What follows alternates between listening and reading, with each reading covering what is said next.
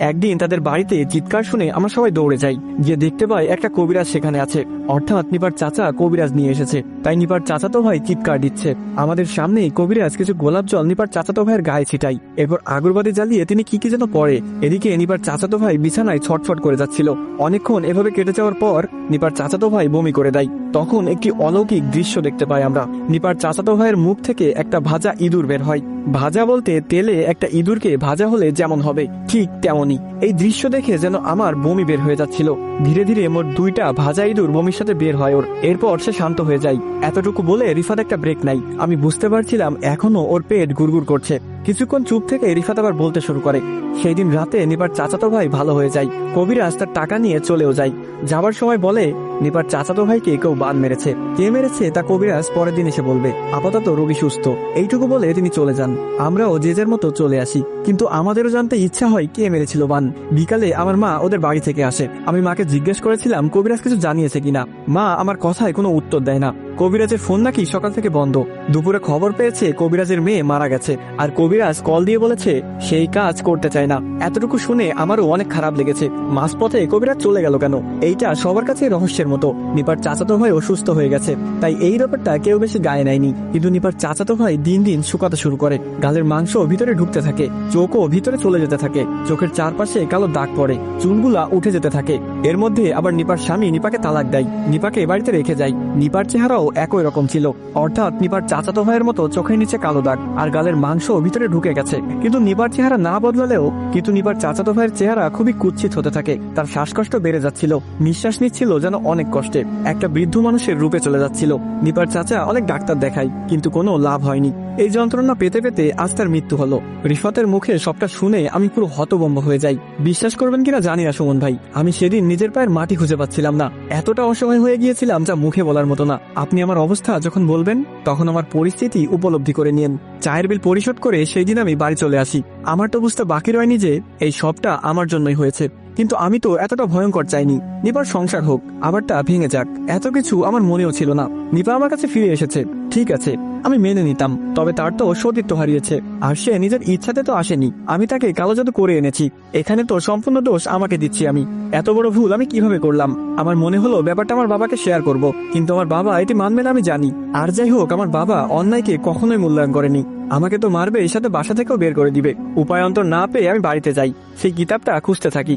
তবে এখানেও আমার মাত্র মনে পড়েছে ওই কিতাব সেদিন আমি রুমে রাখিনি। নিপার সেই যন্ত্রণা নিয়ে এসে কিতাবটা কোথায় রেখেছিলাম তা আমার মনে নেই। আম্মাকে জিজ্ঞেস করার পর আম্মা আমাকে কিতাবটা বের করে দিয়ে বলে, সেদিন হতাশ হয়ে বাড়িতে এসেছিলি, বইটা মাটিতে পড়ে গিয়েছিল, হয়তো ওদের কলেজের কোনো বই, তাই আমি আলমারিতে রেখে দিয়েছিলাম। আম্মা বুঝতে পারেনি ভেবে কিছুটা খুশি হই আমি। আম্মার থেকে কিতাবটা নিয়ে চলে আসি রুমে। দোকান থেকে 4টা মোমবাতি এনে সেই শয়তানকে ডাকতে থাকি। বন্ধু যেভাবে দেখিয়েছিল ঠিক সেইভাবেই 4টা মোমবাতি জ্বালিয়ে এরপর গা নাপাক করে কিতাব পড়তে থাকি। বাংলায় লেখা হলেও উচ্চারণ অনেকটা আরবি শব্দের মতো। অনেকক্ষণ পাঠ করার পর আমি দেখতে পাই মোমবাতি নিভে গেছে। বুঝে যাই কাজ হয়েছে। আর যেহেতু রাত ছিল তাই পুরো রুম ছিল অন্ধকার। অন্ধকারের মধ্যেই কারো কণ্ঠস্বর কানে এসে লাগে। কথোপকথনগুলো ছিল এমন, আপনি আমাকে ডেকেছেন মালিক? আমি বললাম হ্যাঁ। আপনি কি সে যাকে দিয়ে আমি কালো জাদু করিয়েছিলাম?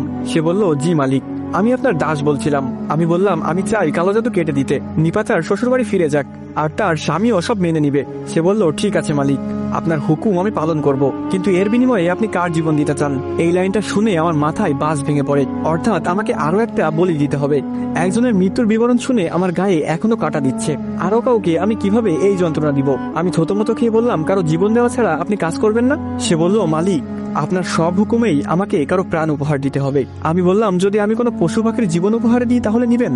এইটুকু বলার পর মোমবাতি আবার জ্বলে ওঠে। আমি অবাক হই অনেকটা। আমাকে উত্তর না দিয়ে এসে চলে গেল কেন? কোথাও তো ভুল করিনি। প্রথমবারে যখন করেছিলাম তখন তো ওইভাবে চলে যায়নি। আমি কিতাব সামনে রেখে আবার পড়তে শুরু করি। তাকে আবার ডাকি। অনেকক্ষণ পর মোমবাতি নিভে যায়। আবার আমি শুনতে পাই, আমাকে ডেকেছেন মালিক?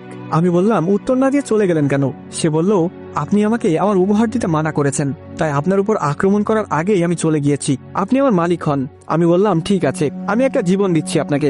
এই গ্রামের সব থেকে নিকৃষ্ট এবং খারাপ লোকটার জীবন নিয়ে নিন, যে অন্যকে অত্যাচার করে অনেক, মানে সব থেকে খারাপ ব্যক্তি যে আছে তার জীবন নিয়ে নিন। সে বলল, ঠিক আছে মালিক, আপনার কাজ হয়ে যাবে। সুমন ভাই, হয়তো এইটুকু শুনে আপনার অডিয়েন্স এবং আপনার কাছে ব্যাপারটা গুজব লাগতে পারে। হয়তো আপনি এবং আপনার অডিয়েন্স ভাবছে এটি সম্পূর্ণ বানোয়াট কোনো কাহিনী, কিন্তু সত্যি করে বলছি, এইসব হয়েছে আমার সাথে। হয়তো আমার সাথে এমন না হলে আমিও বিশ্বাস করতাম না। সেখানে আপনার অডিয়েন্সরাও যে করবে না এটা অস্বাভাবিক কিছু নয়, কিন্তু আপনার অডিয়েন্সদের মধ্যে যারা আছে, অর্থাৎ সুমন অন ফায়ারের যেসব অডিয়েন্স আছে, আমি তাদের প্রশ্ন করে দিচ্ছি, আপনাদের মধ্যে যারা কালো জাদু করেছেন কিংবা কালো জাদুর শিকার হয়েছেন তারা অন্তত বলবেন আমি যা বলেছি এসবে কোনো মিথ্যা আছে কিনা। আমি জানি যাদের সাথে হয় তারাই জানে এর ভয়াবহতা। 1 মাস 4 দিনের মাথায় ঘটে আরো একটি ভয়ঙ্কর ঘটনা। আমার ছোট ভাইয়ের আচরণ খুব একটা ভালো দেখা যাচ্ছিল না। আমরা খেয়াল করেছি আমার ছোট ভাই সেসব পাগলামি শুরু করেছিল যা নিপার চাচাতো ভাই করত। সবটা নিজের চোখে দেখে আমার আর বুঝতে বাকি রয়নি এসব কেন হচ্ছে। যেহেতু আমি ঢাকা কলেজে পড়ি তাই এলাকায় ছোট ভাইয়ের ব্যাপারে তেমন খোঁজ খবর রাখিনি, কিন্তু ছোট ভাইয়ের ব্যবহার দেখে যখন খোঁজ লাগাই তখন জানতে পারি আমার ভাই এলাকায় রাজনৈতিক দলের সাথে আছে। নেতাদের সাথে থেকে থেকে সে অসহায় মানুষদের ক্ষতি করেছে। ছোট ভাইয়ের কিছু বন্ধু বান্ধব থেকে এটাও জানতে পারি আমার ভাই স্কুলের কিছু মেয়েদের সাথে জোরপূর্বক শারীরিক সম্পর্ক করেছে। আমি কোনোদিন কল্পনাও করতে পারিনি আমার ছোট ভাই এত বাজে কাজে লিপ্ত ছিল, কিন্তু এই মুহূর্তে এসব ভাবার সময় কোথায়। ভাই তো আমারই, বোঝানো যেত। এখন তো আমি নিজেই ওর উপর কালো জাদু করে দিয়েছি। বিশ্বাস করবেন কিনা জানি না সুমন ভাই, 1 মাস 7 দিনের মাথায় আমার ছোট ভাই মারা যায়। ছোট ভাইয়ের মৃত্যুর আগে আমি বহুবার সেই শয়তানকে ডেকেছি, কিন্তু কোনো সাড়া পাইনি। যে বন্ধু আমাকে ব্ল্যাক ম্যাজিক শিখিয়েছে তার কাছেও শেয়ার করেছিলাম। সে আমাকে জানায় শয়তানের কাজ শেষ না হওয়া পর্যন্ত সে আসবে না। সুমন ভাই, আমি আমার জীবনের সবচেয়ে বড় ভুলগুলা কিভাবে যেন করে ফেলেছিলাম তা নিজেও টের পাচ্ছিলাম না। ছোট ভাইও একই রকম মৃত্যু পায়, চেহারা হয় কুৎসিত, পুরো নিপার চাচাতো ভাইয়ের মতো। যদি সবকিছু এখানেই শেষ হয়ে যেত হয়তো এ অবধি এসে ঘটনার ইতি টেনে দিতাম, কিন্তু ইতি এখানেই হয়নি। আমি এক ভুল ঠিক করতে গিয়ে আরো ভুল করে যাচ্ছিলাম। বোঝেননি? বলছি। আসসালামু আলাইকুম গাইস, কেমন আছেন সবাই? আশা করি সকলে খুবই ভালো আছেন। তো পর্বটি কেমন লাগলো সেটি অবশ্যই কমেন্ট করে জানাবেন। আর পরবর্তী পর্ব পেতে হলে অবশ্যই বেশি বেশি করে লাইক এবং কমেন্ট করতে হবে, কারণ আপনাদের প্রতিটি লাইক এবং কমেন্ট আমাকে পরবর্তী ভিডিও বানাতে উৎসাহিত করে। আর প্রিয় ভালোবাসার মানুষেরা, আপনারা চাইলেই কিন্তু গল্পটি শেয়ার করে আপনার কিছু প্রিয় মানুষকে শোনার সুযোগ করে দিতে পারেন। তো আজকের মতো এ পর্যন্তই। ভালো থাকবেন, সুস্থ থাকবেন। আল্লাহ হাফেজ গাইস।